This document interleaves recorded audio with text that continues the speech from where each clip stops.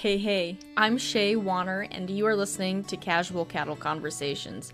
If you are ready to explore different management practices and focus on improving your operation and the beef industry, this is the podcast for you. Welcome to the show. I'm so excited you are listening. Hey folks, it is Shay here, and thank you for tuning in to another episode. I am excited to bring you a fun episode. It's a different topic than I've discussed before, and we are going to be visiting with Tyler McCann. And he is a rancher in Wyoming, and he's going to be sharing about an event called the Wyoming Beef Roundup.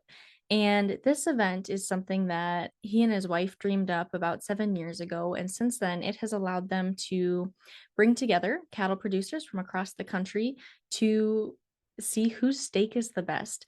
And I know when he describes the event, my mouth just starts watering thinking about all the amazing steaks that are there. But I also am really proud to hear that producers are coming together and people like Tyler are putting this together in a way that the event is really impacting their community and creating an opportunity for consumers to connect with beef producers as well. So everyone involved in the event is really finding benefit in it, and it's really just a great story, great interview, and a great opportunity for anyone who's selling direct to consumer to maybe apply and see if you want to participate. I know I will be there as a judge. Now, as I was visiting with Tyler, there was a question that really came to mind that I want you to think about, whether you sell direct to consumer or whether you market through a sale barn, whether you sell video auction, however you are marketing your cattle. And that question I want you to think about is, what is your benchmark? How are you comparing the quality of cattle you are producing or selling, however you view your end product, compared to others? Is there a way you can currently do that? Or do you maybe need to explore avenues on how to create one? So keep that in mind as you listen to this interview with Tyler. With that, let's get on with the conversation. Alrighty, folks, I want to take a quick second to talk about Alltech. Alltech is a global feed ingredient company delivering smarter, more sustainable solutions for agriculture. Alltech's diverse portfolio of products and services improves the health and performance of livestock, and their technical support teams work with you to provide the best nutritional fit for your operation. Contact your local feed supplier or your local Alltech rep to discuss options in your area. You can learn more about Alltech by checking out the link in the show notes. Well, Tyler, I am really excited about this conversation today. It's a little different than my normal content, but I think it is also so fitting because it's about all things beef, and even better than that, some of the best steaks that people could ever have. So with that, before we dive into what you are doing with the Rendezvous City Beef Roundup, that is the correct name, right? Yes. Yes. Before we dive into that, I want to learn a little bit more about yourself. So if you could share a little bit about your background and how you got involved in the beef industry for the audience, I would appreciate that. Yeah. I didn't start out a rancher. I married into a ranching family. I actually used to shoe racehorses, and I had a big background in the horse business, and I met my future father-in-law through some horse deals. I went up and helped on the ranch he was managing at the time, and worked with some of their horses, and in the process met his daughter, and we worked together, and we stayed in contact for several years. We actually didn't have any relationship at first, and over the years, one thing led to another, and we ended up getting married. We've been married to be 12 years this fall. So Well, that's exciting. So tell me a little bit about where you're located and what ranch life looks like for you today. yeah, so we're just outside of Riverton, Wyoming, which is pretty much the center of the state. Um, in fact, where our ranch is, if you draw an X through the state of Wyoming, dead center is just about 10 miles northeast of our ranch house. So the ranch itself is very central.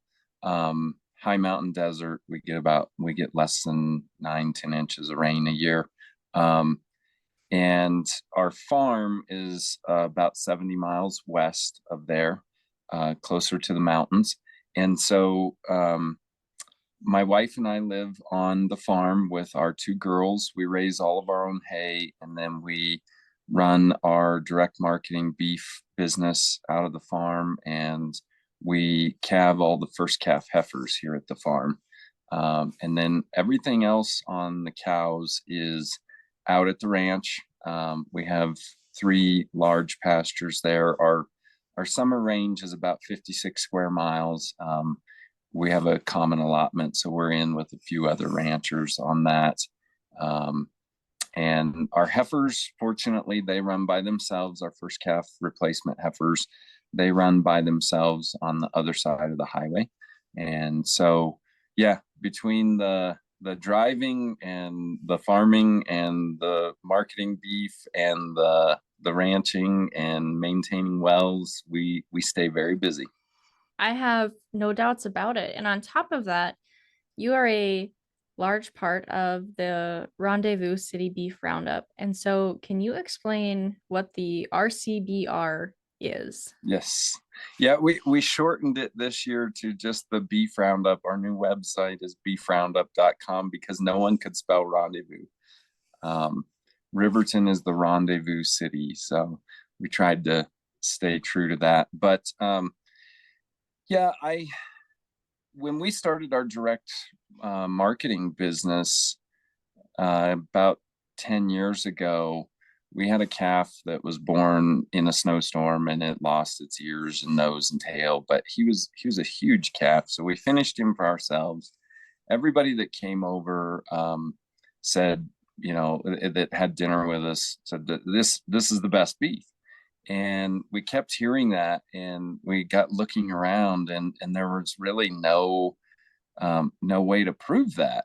And if you look at other industries like cheese or wine or beer or whiskey, they all have some type of culminating tasting event. And so we thought, why do we not have something like that for beef? It's a multi-billion-dollar a year industry, and there's no way for these producers to advertise how they've done and what their flavor is. And so we started talking about it, and of course my wife was the first one to hear the idea. I said, I think we need to get a bunch of these ranches together and give out a buckle and some awards for like what's the best beef in Wyoming. So that was where it started, and it was kind of the story of one person after another saying yes to it, and it's continued to grow. Increased profitability and informed management decisions go hand in hand. Herd Dog is a data analytics company that makes it possible for cattle producers to collect herd information efficiently. Their smart ear tag monitors cattle 24/7. Think of it as a Fitbit for cattle. Herd Dog fits the needs of a variety of operations, as it can find sick animals days before humans can detect illness, and it also identifies which cows are in heat. Best of all, the tags have a high visibility light to help you sort out which cattle you are looking for. Head to their website, which is linked in the show notes, or contact them for a consultation to see how Herd Dog can work for you. Herd Dog is spelled HERDDOGG. That's 2 D's and 2 G's. So talk a little bit about, I think that is just such a great idea, because like you said, you look at wine or cheese or other industries within the food space, and they do have tastings or contests and ways for people to try product and compare against one another. Tell me a little bit more about the event itself. What does the structure look like? How do people take part in it? What does, that whole weekend look like?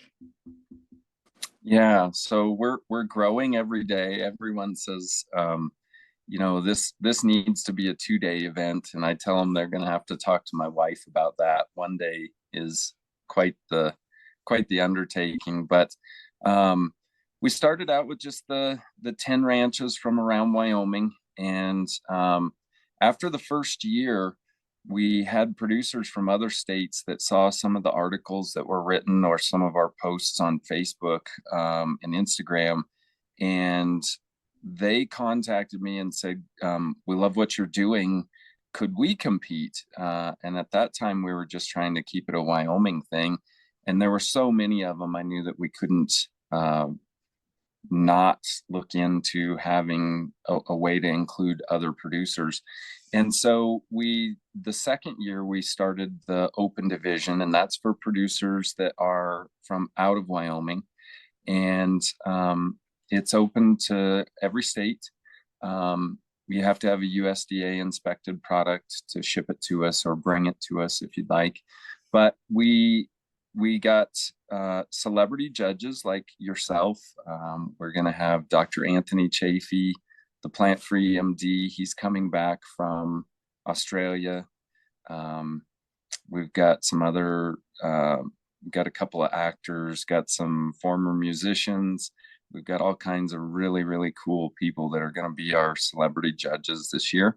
But though those people get a 1 ounce serving from each of the steaks from around the country, and we give them a criteria on how to judge them, and we try not to get it bogged down in so many details that it loses it. We just hit the high points: smell, taste, texture. We have a few prompts on a card so that they can kind of keep track of those different areas. But we do that tasting event. We do some other educational things throughout the day.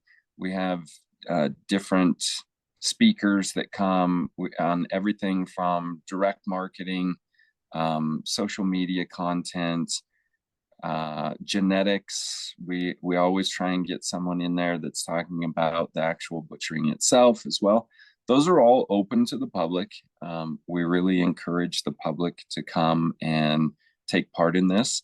Then we also have open tastings throughout the day. Some of our sponsors, like Camp Chef, they're wanting to show off their grills, and they're the only grills good enough to cook all these wonderful steaks from around the country. And so we take some of those steaks, and then I also put in some of our beef, and we have a chef prepare that. So you can learn, one, how to sear the perfect steak. You can learn some new twists on a hamburger. We have a lot of that kind of information throughout the day. Then we also have our beef and wine pairing class. So it's a ticketed class, and you can go in. We have a sommelier come in, and they will pair a good wine and a bad wine with a particular cut of beef, and we have a chef cook that. So you're going to get to try about 4 of those different pairings. It's all local wine. We do that as a lot of fun things throughout the day that are interactive for the public to get involved in. And it's all centered around tasting, but it's all educational at the same time. And then our big event at the end of the night is the VIP dinner with all 10 of the Wyoming ranches. And each person that purchases a ticket for that will get a 1 ounce serving from each of the 10 different ranches.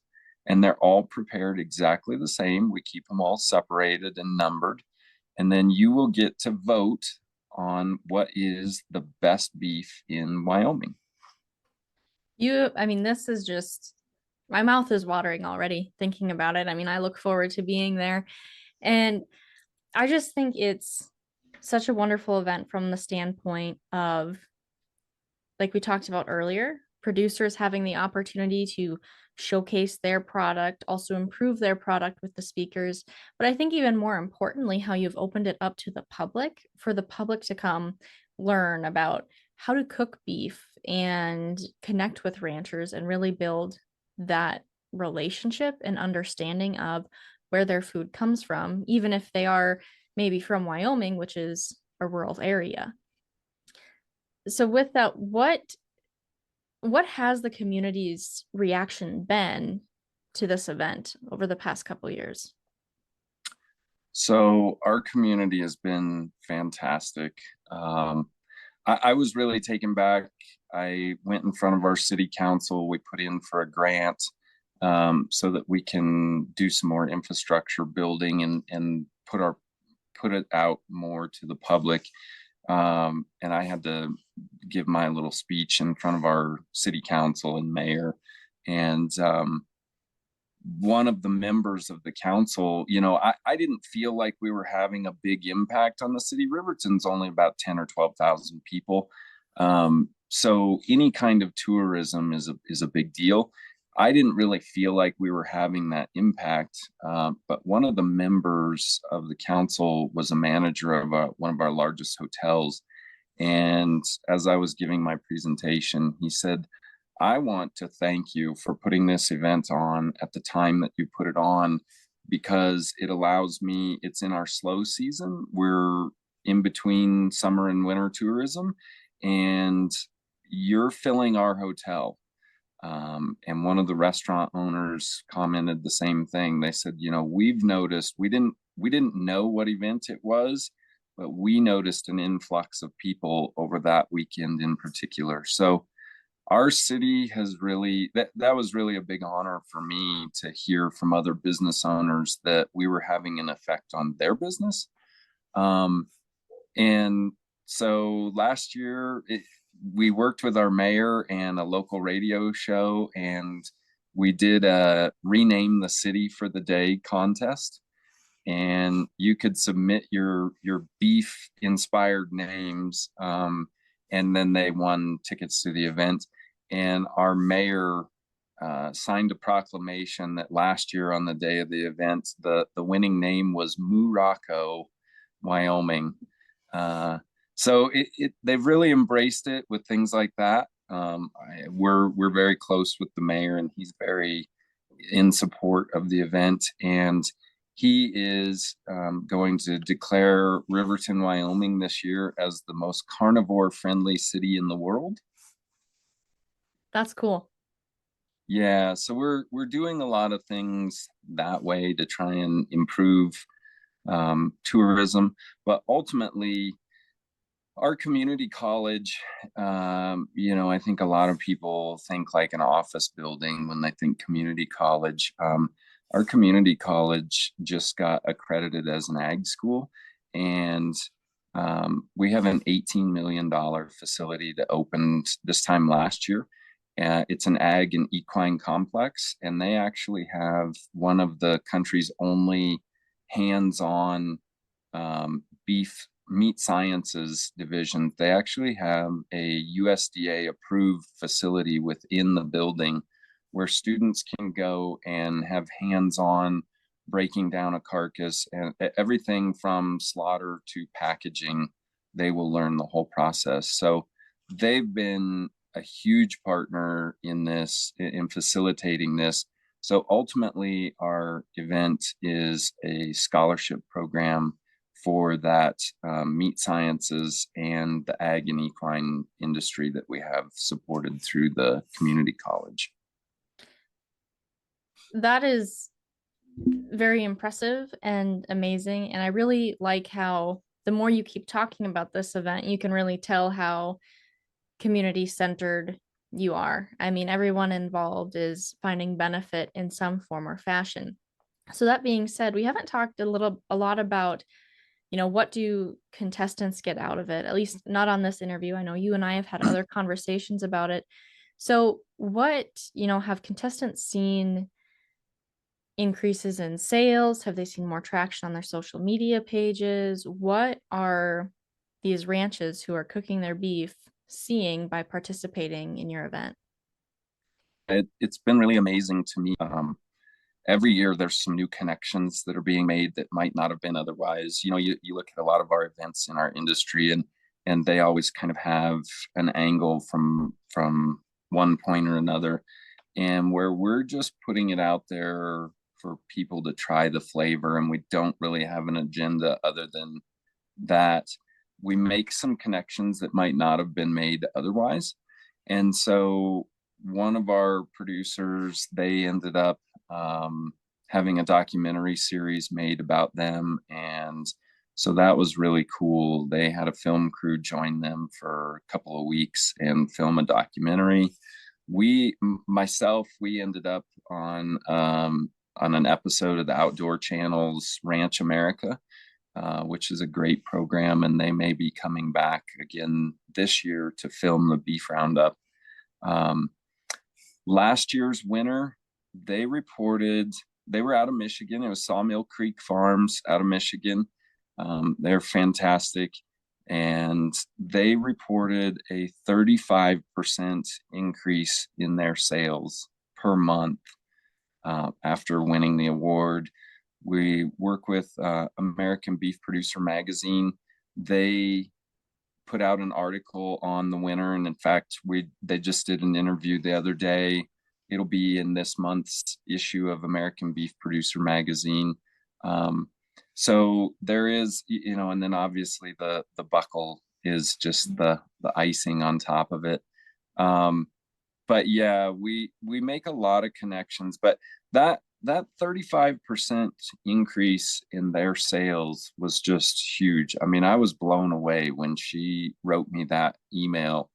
That was almost $12,000 in added income per month.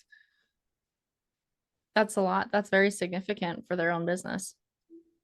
Yeah, I was so excited to hear that. I mean, it still makes me excited to know that, one, that they were smart enough to leverage that into some advertising, but two, that may not have ever even been an opportunity had we not started this. So I'm really humbled to know that there are people getting some benefit from some crazy thing I said one day 7 years ago.